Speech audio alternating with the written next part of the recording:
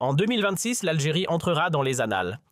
Pour la toute première fois, un chef d'État entouré de son aréopage, ministre, conseiller, directeur de cabinet, agents divers et variés, réussira l'exploit de pulvériser tous les records de dépenses publiques. Ce n'est pas une figure mythologique, ce n'est pas une légende dorée, c'est bien un homme en chair et en dinars. Et pourtant, il engloutira à lui seul plus de budget que l'ensemble du corps diplomatique algérien disséminé aux quatre coins de la planète. Salaires, frais de mission prime logistique nos ambassades et consulats réunis coûteront moins que le sortilège budgétaire opéré au palais de M. Tebboune. Une performance jamais vue même dans les régimes les plus exotiques. Ce que va coûter le règne féerique de M. Tebboune à l'Algérie dépasse l'entendement même en additionnant toutes nos ambassades, consulats et représentations diplomatiques aux quatre coins du globe. On reste encore loin derrière le ticket final de la présidence. C'est du jamais vu, un phénomène qu'aucune autre nation ne semble connaître. Trouvez-moi un seul État sur cette planète où le palais présidentiel absorbe plus de fonds que le ministère des Affaires étrangères lui-même. Même les anciens présidents dans ce scénario algérien absurde bénéficieraient d'un budget supérieur à celui de la diplomatie nationale. Personnellement, j'ai beau tourner la chose dans tous les sens, je n'y comprends strictement rien. Regardez la France, par exemple, le Quai d'Orsay gère des milliards, mais l'Élysée ne s'amuse pas à vider les caisses pour autant. Prenez la France, cette superpuissance diplomatique, militaire, économique, bref, un mastodonte mondial. Elle siège au Conseil de sécurité de l'ONU, gravite dans le G7, le G20, l'OTAN et reste un pilier central de l'Union européenne. Et malgré tout cela, devinez combien coûte l'Élysée chaque année, entre 20 et 25 millions d'euros. Oui, vous avez bien lu. Et maintenant, cap sur Alger là-bas, notre président s'arroge un budget stratosphérique de 740 millions d'euros, soit 112,4 milliards de dinars. En comparaison, le ministère algérien des Affaires étrangères pour toute l'année 2026 devra se contenter de 74 milliards de dinars. Un petit tour de calcul, avec un taux à 74, ça nous fait environ 557 millions de dollars, ce qui donne à peine 496 millions d'euros. Autrement dit, la diplomatie, c'est discount, le luxe, c'est à la présidence. Plus de 700 millions d'euros pour être précis. 740, c'est ce que l'État algérien s'apprête à injecter dans son palais présidentiel en 2026. Oui, vous avez bien entendu. Et non, il ne s'agit pas d'un budget pour une opération militaire mondiale, mais bien pour entretenir une seule institution, la présidence. Aucun autre pays n'a osé une telle extravagance. Cela fait des jours que j'essaie de trouver un équivalent ailleurs sur la planète. Rien. Zéro. C'est une anomalie financière rarissime, un cas d'école en gestion publique délirante. Où a-t-on vu dans l'histoire moderne un chef d'État dépenser plus à lui seul que tout le réseau diplomatique de son pays réparti sur tous les continents? C'est une première mondiale, mais pas une dont on peut être fier. Juste pour que tout soit clair et que personne ne minimise l'ampleur du décalage, rappelons quelques chiffres essentiels. Loin d'être absente sur la scène internationale, l'Algérie dispose depuis 2018 d'un réseau diplomatique bien fourni, 426 ambassades disséminées dans divers pays, 18 consulats généraux, 22 postes de consuls, sans oublier 2 missions permanentes, stratégiquement installées l'une auprès du Conseil de sécurité à New York, l'autre au cœur de l'ONU à Genève. À l'époque, déjà, cela représentait 128 antennes diplomatiques officielles. Et pourtant, en dépit de cette présence massive, leur coût combiné reste inférieur à celui d'un seul palais présidentiel. Aujourd'hui, notre toile diplomatique s'est encore élargie. Grâce aux récentes initiatives de M. Tebboune des pays avec lesquels nous n'avions même pas de lien auparavant, la Bosnie, la France entre autres, ont vu s'ouvrir des canaux officiels. Résultat, on ne parle plus de 20 consulats, mais bien d'une trentaine. Et côté ambassade, le compteur dépasse désormais les 90. En somme, l'Algérie aligne entre 135 et 145 représentations diplomatiques et consulaires à l'échelle mondiale. Un réseau impressionnant, mais visiblement toujours moins coûteux qu'un seul palais présidentiel bien garni. Plus on déploie de drapeaux algériens à l'étranger, plus le paradoxe devient frappant. Malgré plus de 90 ambassadeurs, une trentaine de consulats actifs, près de 20 consuls généraux et tout le personnel mobilisé au sein des missions permanentes à l'ONU, tout ce beau monde coûte encore moins que le bureau doré de M. Tebboune. Oui, vous avez bien entendu, toute la diplomatie algérienne réunie dans toutes ses dimensions nous revient à moins de 500 millions d'euros. Et pendant ce temps-là, le palais présidentiel lui s'offre un budget de 740 millions. À ce niveau-là, ce n'est plus un déséquilibre, c'est un gouffre, ou plutôt un puits sans fond. Quelque chose cloche sérieusement. Le budget prévu pour faire tourner toute la diplomatie algérienne en 2026, ambassade, consulat, mission à l'ONU, bref, tout l'appareil est fixé à 57,1 milliards de dinars, en gros 380 millions d'euros. C'est la somme allouée pour faire fonctionner plus de 90 ambassades, une trentaine de consulats classiques, une vingtaine de consulats généraux et 2 représentations permanentes au sein des Nations Unies. Autrement dit, on finance tout un réseau mondial avec ce que le palais présidentiel lui consomme presque en frais de ménage. Soyons clairs, entre les salaires confortables des ambassadeurs, les loyers à régler quand l'État n'est pas propriétaire, les véhicules officiels, les chauffeurs, les déplacements, les réceptions diplomatiques, entretenir une ambassade, ça a un prix. Et ce prix n'est pas négligeable. Pourtant, en 2026, toutes les représentations diplomatiques algériennes réunies, je parle bien de l'ensemble du globe, coûteront toujours moins que l'entretien du palais présidentiel. Oui, vous avez bien entendu, une seule adresse, celle du chef de l'État, va siphonner davantage de fonds publics que toute la diplomatie nationale. Même un économiste débutant tomberait de sa chaise.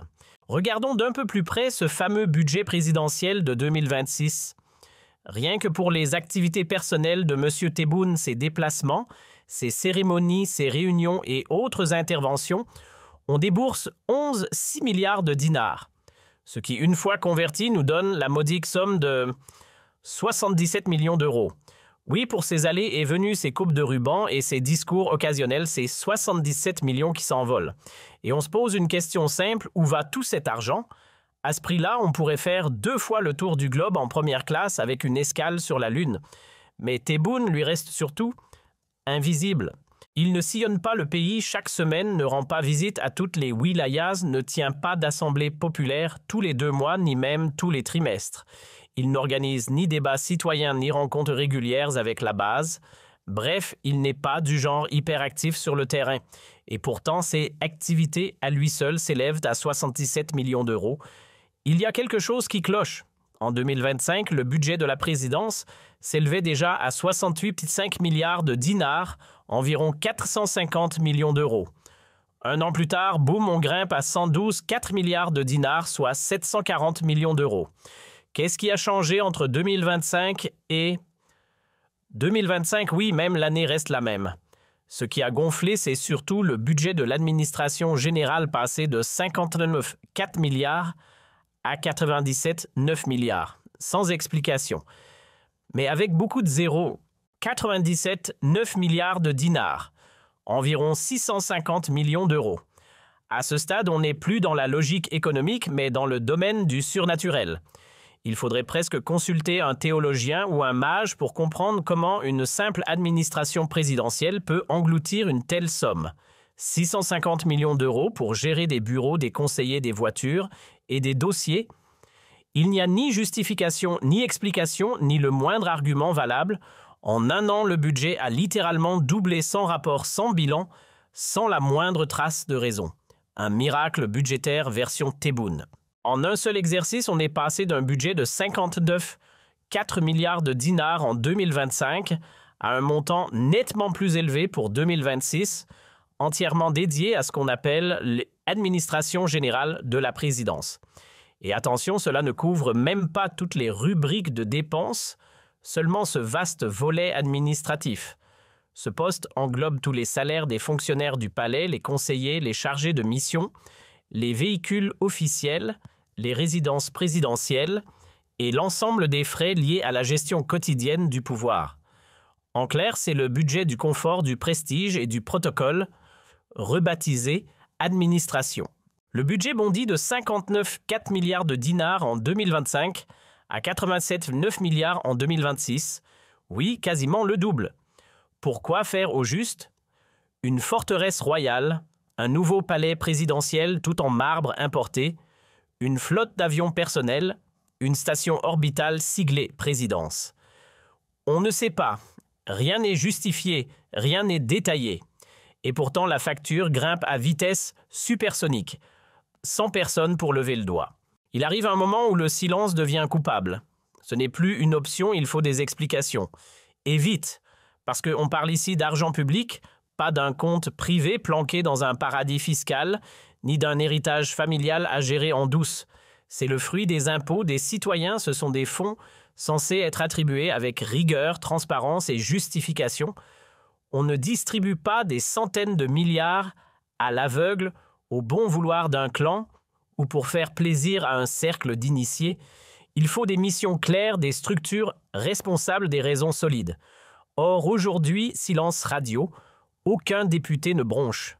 La presse détourne le regard, le Sénat roupille, l'opposition invisible. On se retrouve seul à poser les questions. C'est à se demander si ce pays est encore vivant. Honnêtement, parfois, on croirait assister au dernier soubresaut d'une démocratie cliniquement morte. Mais alors, concrètement, que cache cette fameuse présidence pour justifier un budget aussi abyssal? Certains avancent que ce ne serait pas uniquement le bureau du président qui en profite, mais qu'il y aurait en coulisses d'autres entités, d'autres structures qui relèveraient directement de lui. Une sorte de galaxie institutionnelle orbitant autour du palais. Et dans cette galaxie, on retrouve quoi? Les activités présidentielles classiques, bien sûr. Mais aussi une mystérieuse cellule nommée Coordination de l'activité juridique et gouvernementale. On y croise également le médiateur de la République, un poste qui dépend directement du président. Et puis, tenez-vous bien, un budget spécifique pour la promotion de la langue amazigh, sans oublier l'incontournable rubrique « Administration générale, ce grand fourre-tout budgétaire où tout peut se cacher ». Bref, des dépenses, encore des dépenses, et toujours aucune transparence. Entre les grandes lignes budgétaires de la présidence, on trouve les fameuses activités du président, la coordination juridique avec le gouvernement, la médiation de la République, et puis, tenez-vous bien, la promotion de la langue amazigh. Cette dernière, soyons honnêtes, pèse à peine sur la balance 167 millions de dinars aujourd'hui, 213 millions prévus pour 2026. Un pourboire dans l'océan des dépenses. Le reste littéralement aspiré par la machine administrative et les soi-disant activités présidentielles. Et là, il faut dire les choses clairement, nous n'avons pas affaire à un président suractif. Ce n'est pas une insulte, juste un constat. Abdelmadjid Tebboune, sans vouloir vexer personne, n'est pas du genre à multiplier les déplacements, les débats ou les prises de contact avec le terrain. Sa présence publique est aussi rare qu'un miracle budgétaire justifié. Soyons sérieux 2 minutes, même s'il décidait de traverser l'Algérie de long en large du désert aux montagnes, jamais cela ne justifierait 6 milliards de dinars. On parle quand même de 70 millions d'euros.